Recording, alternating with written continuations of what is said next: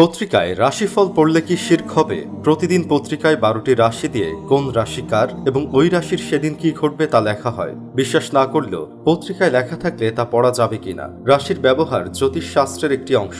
ইসলামে জ্যোতির্বিজ্ঞানের সমর্থন থাকলেও জ্যোতিষ শাস্ত্রে কোনোভাবেই সমর্থন নেই। জ্যোতিষ শাস্ত্র হল যা দিয়ে মানুষের ভবিষ্যৎ গণনা করে বলা হয় কার ভাগ্যে কি আছে, কার কি ঘটবে, দিন মাস বা বছর কেমন কাটবে, কি করা উচিত হবে আর কি করা উচিত হবে না ইত্যাদি। পত্রিকায় প্রকাশিত রাশিফল শিরোনামে যা লেখা হয় তাতে বিশ্বাস করা কুফরি, তাতে বিশ্বাস করা শিরক হিসেবে সাব্যস্ত হবে, আর আল্লাহ তাআলা শিরকের গুনাহ ক্ষমা করেন না। রাসূলুল্লাহ সাল্লাল্লাহু আলাইহি ওয়াসাল্লাম বলেছেন, যে ব্যক্তি জ্যোতিষীর কাছে গেল তারপর তার কাছে কোনো কিছু জানতে চাইল, 40 দিন পর্যন্ত তার তওবা কবুল হবে না, আর যদি সে তার কথা বিশ্বাস করে তাহলে সে কাফের হয়ে যাবে।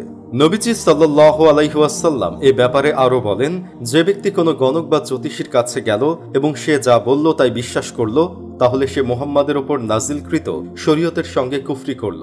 আবু দাউদ 3904। অন্য হাদিসে এসেছে, যে ব্যক্তি জ্যোতিষ শাস্ত্রের কোনো জ্ঞান চয়ন করল, সে জাদুটোনার একটি শাখা চয়ন করল। আবু দাউদ 3905।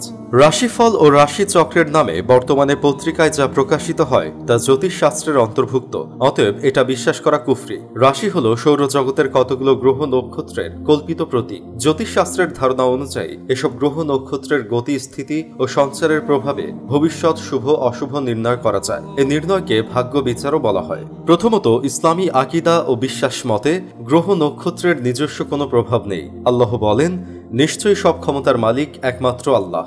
সূরা আনআম 57। দ্বিতীয়ত, এ ভাগ্য বিচারের মাধ্যমে ইসলামের অন্যতম মৌলিক আকিদা তাকদিরে বিশ্বাসকে চ্যালেঞ্জ করা হয়। জ্যোতির্বিদদের খবরের অন্ধবিশ্বাস কোনো কোনো ধর্মে থাকলেও ইসলামে তা শক্তভাবে পরিত্যাজ্য।